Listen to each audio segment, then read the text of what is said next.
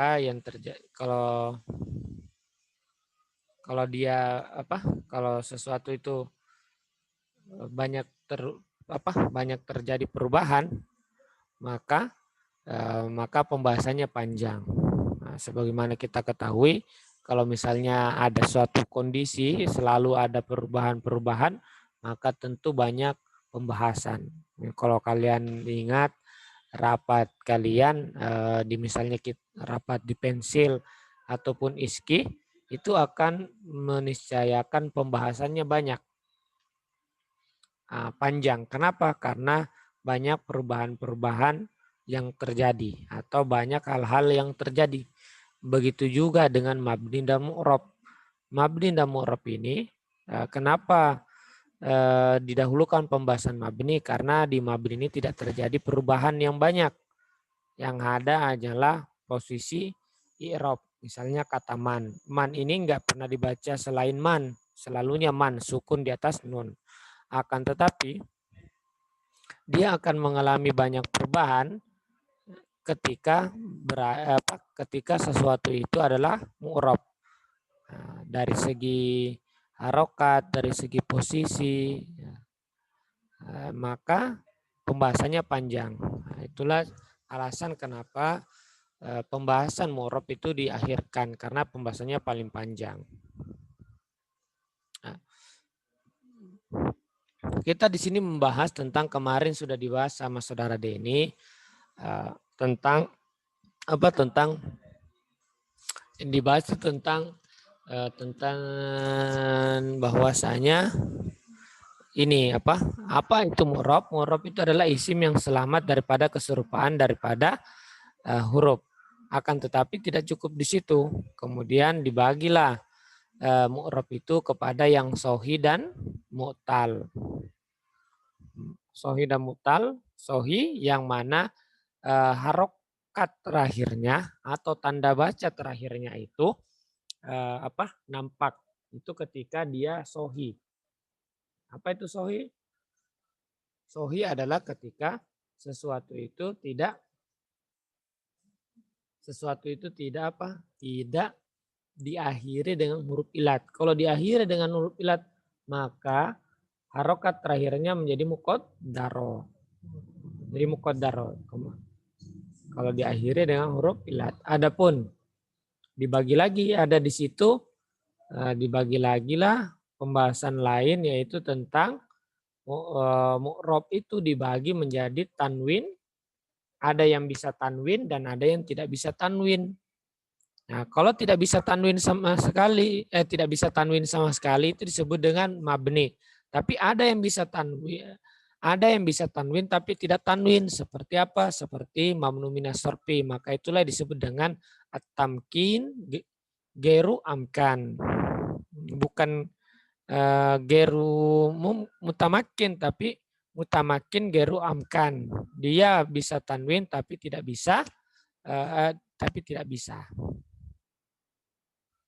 Itu kemarin pembahasan kita sama Denny.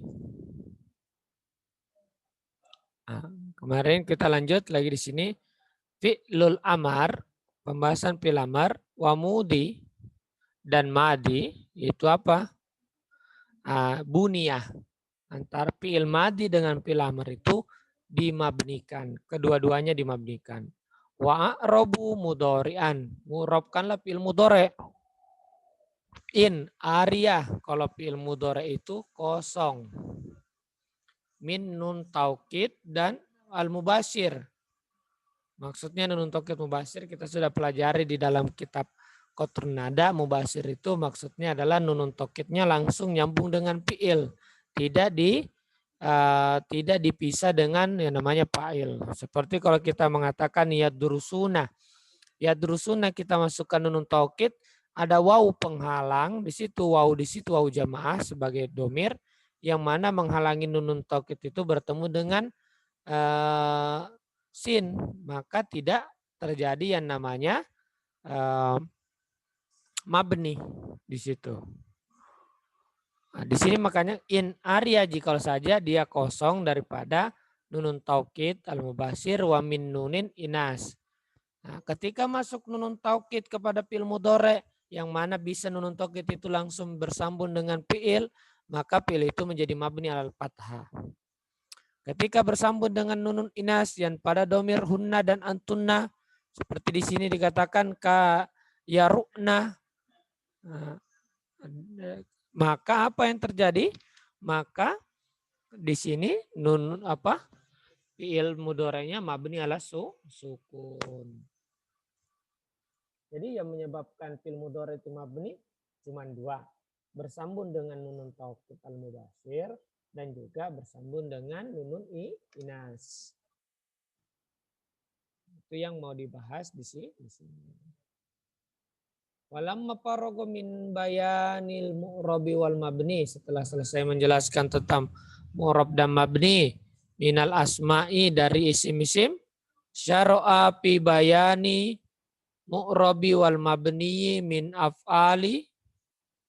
Nah, di sini setelah selesai dari menjelaskan tentang mu'rab dan mabni daripada isim-isim, syara'a fi bayanil mu'rab wa mabni minal af'al.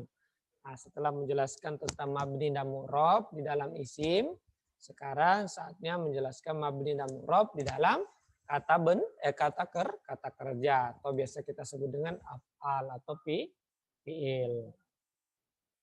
Apa suara saya kedengaran? Dengaran Ustadz. Oke. Nah, di sini sebagaimana seperti biasanya kita ketahui bahwa ketika ada suatu perkara tentu sangat sulit mendapati orang itu bersatu dalam suatu pendapat.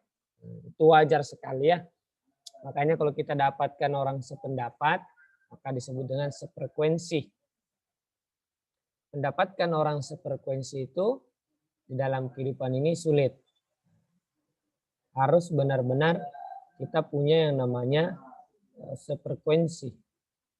Hanya kan dianjurkan mencari jodoh itu harus sekufu. Nah, sekufu itu kalau saya mengartikan bukanlah satu setara dalam misalnya ajam dan ajam dengan Arab atau apa, tapi saya memaknai sekufu itu, kalau kufu itu artinya sepadan. Sepadan itu dalam pengertian saya itu sefrekuensi. Satu pemikiran, satu jalan, satu cita-cita, dan satu kehendak. Maka bisalah berjalan yang namanya nahkoda atau bahtera kehidupan. Ketika terjadi yang namanya tidak sefrekuensi, misalnya kita berikan contoh mungkin contohnya tidak tepat seperti Nabiullah Nuh alaihissalam dan Lut alaihissalam, tidak terjadi yang namanya sefrekuensi. Istrinya tidak sefrekuensi dengan suaminya, mungkin seperti itu. Nah, kita nggak tahu kejadiannya sebagaimana, tapi begitu yang tertulis dalam kitab-kitab secara dohir. Adapun batinnya kita nggak tahu. Ketika tidak terjadi sefrekuensi, akhirnya ketidakcocokan akhirnya yang terjadi. Makanya paling penting yang namanya sefrekuensi. Makanya kenapa bagus sekali kalau yang menikah itu sesama alumni pondok.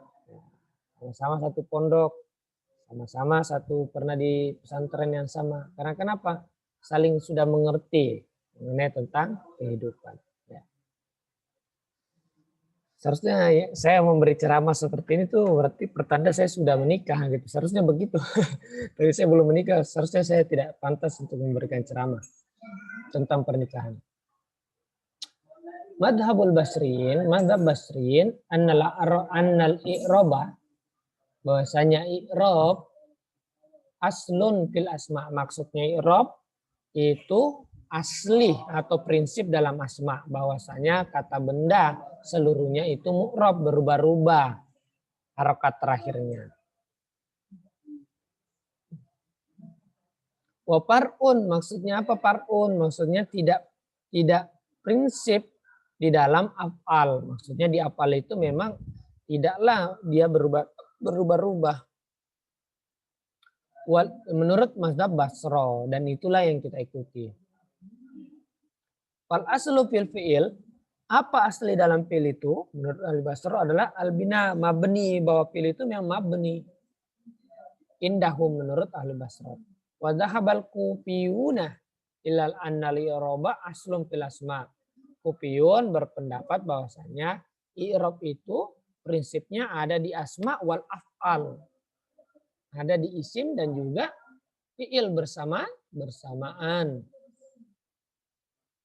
Al-awwalu huwa sahih. Maksudnya siapa? Ahlul Basra. Yang benar. Makanya di sini dikatakan naqalah. Mengutip siapa? Diyauddin bin Ilaj. Bil Alj.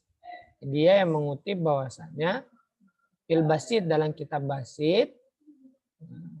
Ini jadi Ibnu Aqil mengutip tentang siapa namanya? Mengutip tentang Diyauddin bin Alj di dalam kitab Al-Basit anna ba'dun nahwiyin bahasanya sebagian para ahli nahwu itu apa? Dahaba berpendapat ila annal i'raba bahwasanya i'rab itu aslun fil af'al, dia prinsip dalam fi'il atau kata kerja. Nah, jadi berbeda. Jadi sebagian ahli nahwu, kalau ahli Basra mengatakan yang mu'rab itu di mana? Di kata benda. Adapun Adapun 1 menit lagi ya, kita masuk lagi ya, manggil ulang. Pak Zoom-nya udah ini, udah balik. Zoom-nya udah balik biasa. Itu less than 1 minute. Itu less than 1 minute.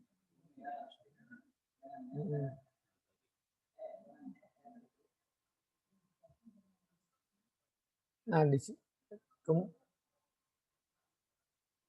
jadi kalau menurut siapa? Menurut sebagian ahli nahwu yang dikutip oleh Diyauddin bin Alj di dalam kitab Al-Basit bahwasanya yang prinsip itu mu'rab itu ada di fi'il, sedangkan di asma far'un.